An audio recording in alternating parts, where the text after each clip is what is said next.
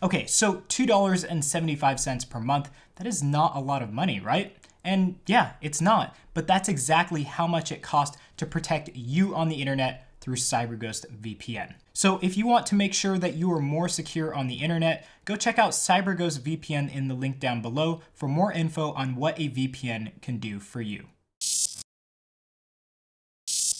Hey guys, it's Jeff, and today we're taking a look at what is on my iPhone. I haven't done a video in 2019 yet, and I just want to update you guys as to what I'm running on my iPhone and what my iPhone looks like when it's running iOS 13 betas. So let's go ahead and take a look at what is on my iPhone here in kind of like mid 2019. Okay, so before we get started of what's actually on the device, I am running the iPhone XS Max and the storage capacity is 256 gigabytes and the color is obviously this really nice gold color. Now, a question that a lot of you guys ask is what case are you using? And I actually am using the D-Brand grip case. They did not sponsor me. They did not give me this case. I actually bought it myself. So this is the case that I'm running so far for the past few months now, and I'm absolutely thrilled to have it. And it's one of the best cases that I've had to date for the iPhone. Okay, so now we're actually on the device here, and let's just go quickly into the settings app and check out some of the finer details of the iPhone that I'm running here and everything that I'm running on this iPhone. So software version iOS 13, this is the build number for the second beta of iOS 13. So the second beta has been treating me quite well. I've been having a pretty good experience with all of the betas so far, and I expect that to continue. So betas so far are really good, treating me well. And as you can see here, 256 gigabytes of capacity for this iPhone XS Max. Now let's go into the display and brightness menu here, because a lot of you obviously are probably thinking, hey, you're not running dark mode. Yes, I love dark mode. I just don't like it all of the time, specifically because I like to have it switch when it kind of around sunset starts. I like to have it go down to dark mode. So right now, obviously I have light mode set up, and then I have the automatic switching set up there to switch from sunset to sunrise. So at sunset, I have it go to light, and then dark mode is on, once it gets dark and all throughout the night. So that's really nice. You can also set a custom schedule. I just do the sunset and sunrise because that's the easiest for me. Now let's go on to the wallpaper menu, because a lot of you guys always ask, hey, what's your favorite wallpaper? Honestly, the one that is my favorite is the one I'm running now. But if I had to choose another one, I do really like this blue one here. I can't wait to see what they do with possibly the live wallpapers when it comes to iOS 13. Fingers crossed that they actually have live wallpapers specific to iOS 13, but that was my favorite wallpaper, and it's actually what I'm using now, and I really like it. Now, one more thing in the settings app that I wanted to show you guys is the battery menu here. And a lot of you guys ask, like, how is your battery life so good? How's your battery health so good? And yeah, it's 100%. It's been this way for quite a while now, but I actually do have optimized battery charging enabled. You can check out some of my other iOS 13 content out there if you have any questions about this kind of feature, but I think it's a great feature to move forward into the future with iOS 13, and it really helps your battery life in the long term. So I do have that turned on, and I hope that kind of maintains that 100% capacity until the next iPhone comes out. Now let's talk a little bit about widgets here, because not a lot of people focus on widgets, but I actually do. I use them quite often. I have the screen tab widget at the top there. I have the Tesla widget as my second widget because I access some of these controls quite often for my car. I have the weather widget, the batteries, which is super important, especially for the Apple Watch, and then like Beats headphones, just so I can see kind of the level of battery that I have left on those. And then I have shortcuts. I haven't been using shortcuts, honestly, very often now. I used it quite a long time ago when it first came out quite a bit, but right now I'm just not using it as much. But I still have it there just in case, because I use it sometimes here and there. And then I have my data for Verizon here at the bottom. Just shows me how much data I have left, so I can just maintain, that data throughout the month. So the next thing that I will show you guys, I'll go a little bit deeper into some of the controls that I use here, like screen time, Tesla, and everything like that. But we'll just move on from that really quickly here and go into the control center, because that is a very important place for me. This is where I do a lot of the stuff. Just kind of like the quick changes and everything like that. I think one of my favorite changes to the control center in iOS 13 is something I've been asking for so long in iOS, and that is these expandable menus in the control center, more specifically in the connections menu. So for Wi-Fi and Bluetooth, I can go in, connect to any Wi-Fi networks that I want to seamlessly through this control center, and I don't actually have to go into the settings app to do that. But another addition that I was also requesting was, hey, can we get to the specific menus here of these settings in the settings app directly through the control center? And they also have the option for that as well. So that's really cool to have. And, these are things that I was asking for. I'm very thankful that they're here in the control center. Now, I also have orientation lock pretty much on all the time. I know that's a little bit weird to some people, but that's just how I like it. And then as you can see here, I do have HomePod and Apple TV here, so that's how it looks when you have both of those devices. I use those quite often, so I'm very often found using these controls throughout the day. I do have automatic brightness set up, and that's kind of how it looks there. And then these are the controls that I have. They're pretty standard, nothing flashy. I think the most intricate ones is just the home setup that I have here. I can go ahead and access all of my controls, my lights and everything like that through the home control center app here, the toggle. And that's really useful, so I don't have to go into the home app to do that. I also use the Apple TV remote quite often, just because I use my Apple TV quite a bit, and it's really nice not to have to look for the controls. I can just go ahead and do it all through the iPhone here. So those are kind of the control center applications that I use the most. And I'm really enjoying kind of like this new setup here with iOS 13. Obviously, it hasn't changed too much, but there is a few details here and there that have been improved, and I'm really enjoying those so far. So we're in the Messages app here, and this is my Memoji here. Nothing too crazy. That's just what I set as my Memoji. I haven't created a few like other people have. I only have one, but I think that the most I use this one the most, but I think the second one that I use the most I think has to be the panda. The panda is really good to me, but I actually use Animoji more often than not now. So that's really exciting just because they're adding so many more Animoji here, and that's really cool to have. And it's just kind of like a really awesome AR experience. So I definitely use these quite a bit. I also use the giraffe quite a bit as well. So if I had to choose, I obviously use my Memoji, and then the panda, and then the giraffe are my favorite. So yeah, that's everything you need to know about iMessage. If you have any questions about that, let me know in the comments section down below. Now, let's move on here. I have the phone, camera, photos on top. This is kind of a layout that I've been stuck with for quite a while. I just changed the bottom section here from time to time. But let's go into the App Store here, and I'll just show you my subscriptions that I have. I actually don't have a lot, but just to show you guys, I actually do subscribe to quite a bit of things. RoboKiller is something I've been using for quite a long time now. That just blocks spam calls. I tried Nomo Robo quite a long time ago, and that just wasn't working for me. RoboKiller was superior in all of the kind of features that it had. I have Apple Music, and then Apple Care for my iPhone XS Max here, and then Apple Care for my iPad Pro as well. And then I do subscribe to Ulysses, which is something that I take notes on. So those are kind of the applications that I subscribe to and support with kind of more of the premium features that they offer in their paid subscription services. Now, next is an app that is really important to me. It's the Nest app. This is where I can control everything about my house.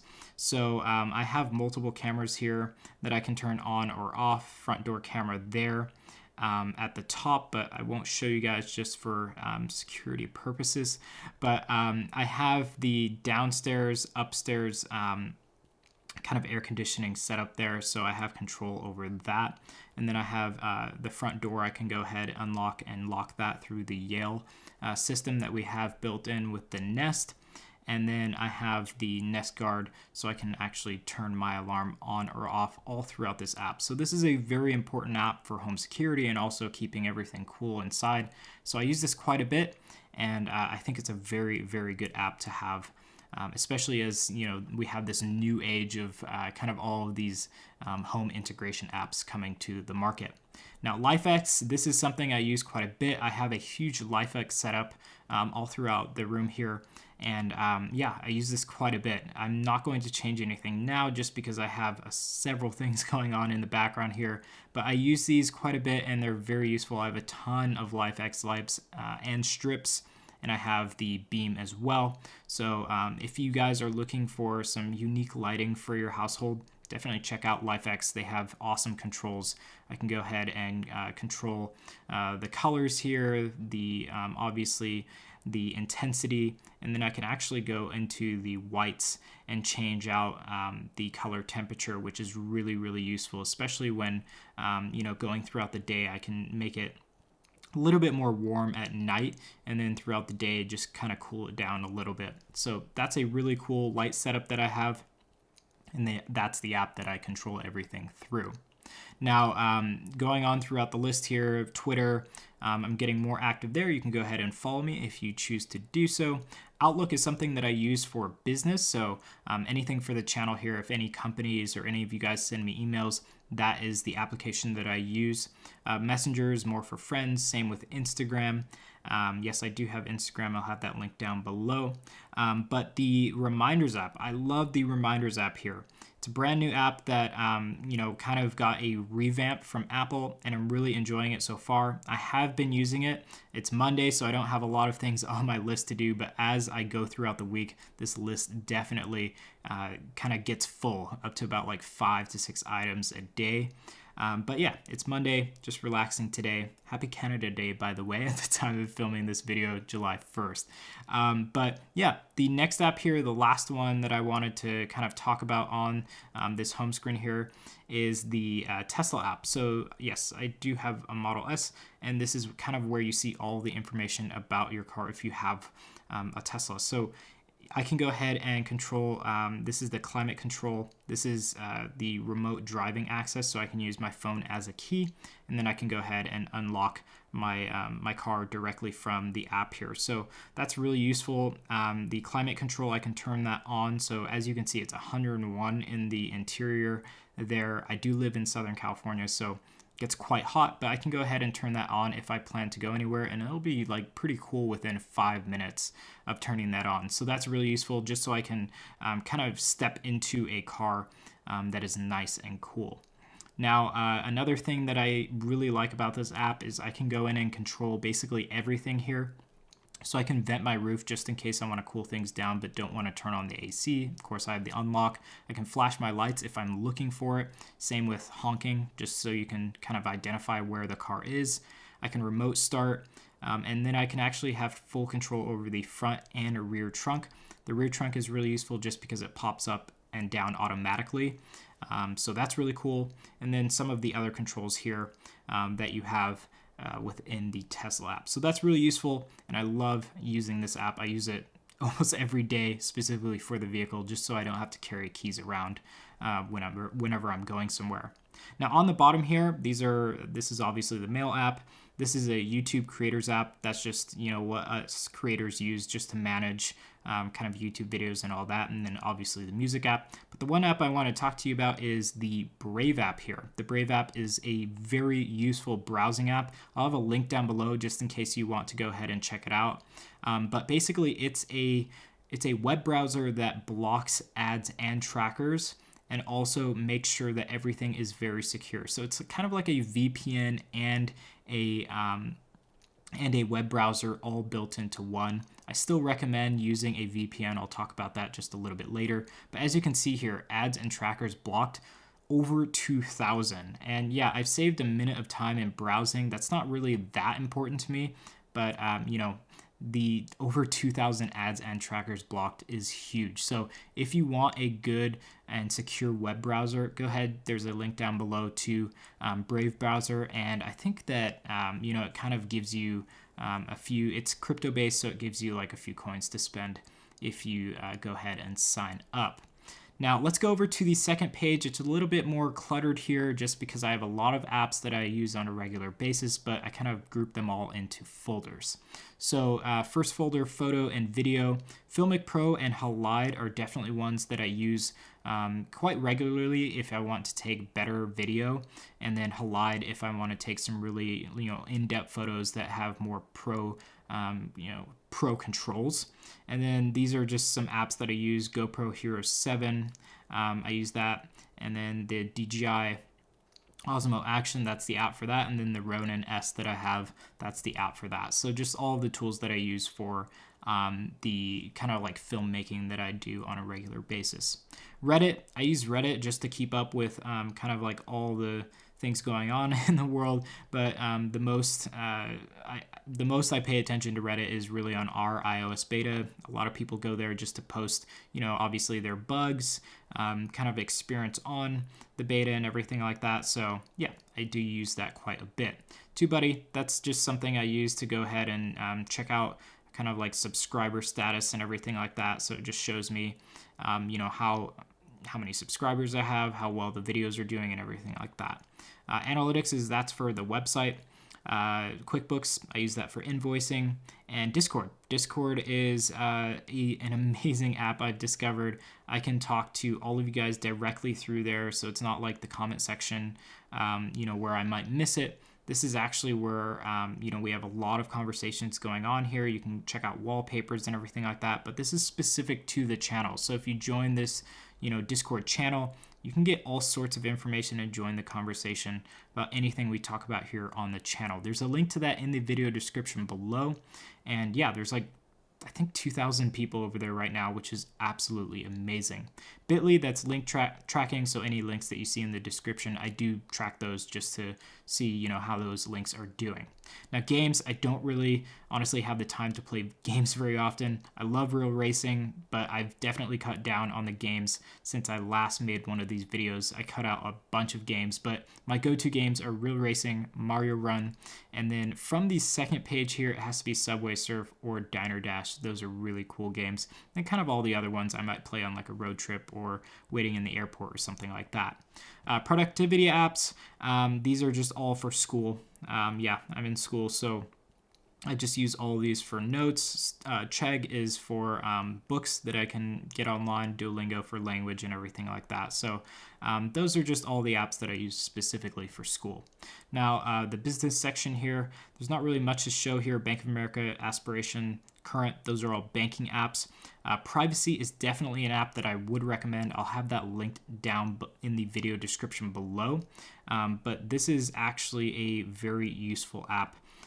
Basically, if you go in and use this app, you can go ahead and create cards that you can use as debit or credit cards, and you don't actually have to give your real credit card. So what I do here is I can go ahead, let's just do an example here. I can create single-use cards or create cards that will be linked to a specific merchant, but let's go ahead and just do an example of the single-use cards.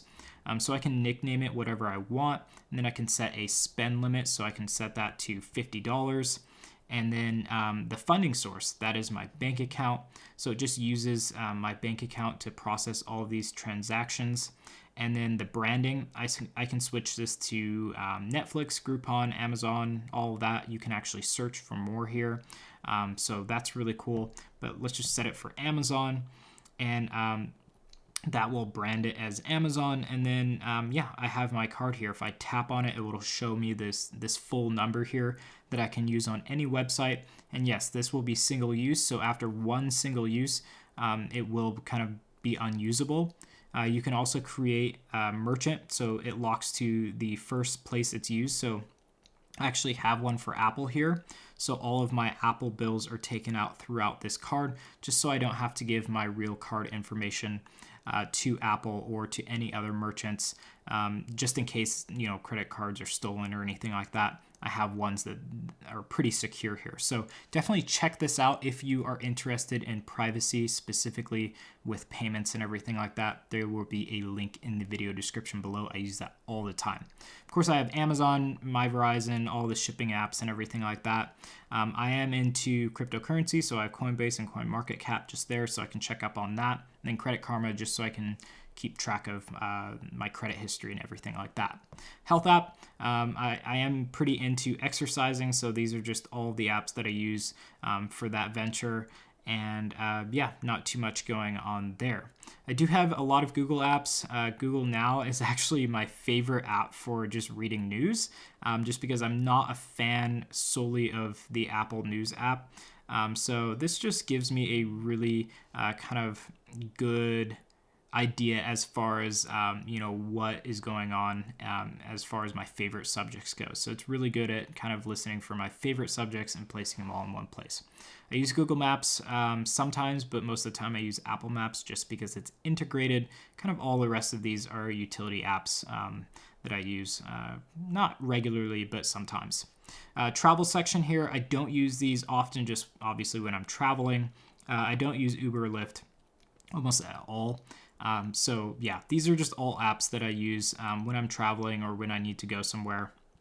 Not really that important. Now the Apple app here, the Apple folder, these are really important just because I actually use these quite regularly. FaceTime I use quite a bit. Notes I use quite a bit. The Home app I use quite a bit just to kind of manage all of my lights, Apple TV and everything like that. The Remote app as well, of course.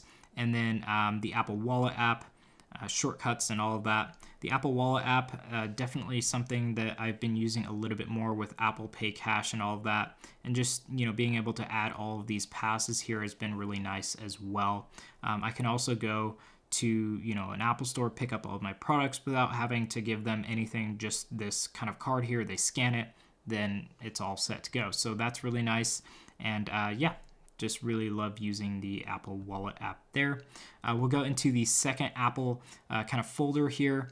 Apple TV, this is something that I've been using a little bit more here just to see, what's good on Apple TV. I can't wait until the Apple TV Plus subscription service comes out. I'm definitely excited to see what they have there and what kind of shows they'll have on that subscription service. But we'll just have to wait and see what that looks like there. Now, podcasts, I definitely listen to quite a few podcasts here. I listen to Joe Rogan quite a bit.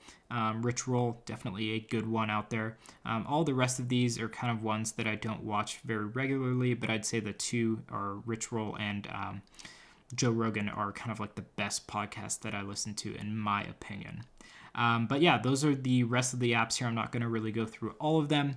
But yeah, let's move on to one of the most important folders here that I have on this second page. This is the, I named it developer page.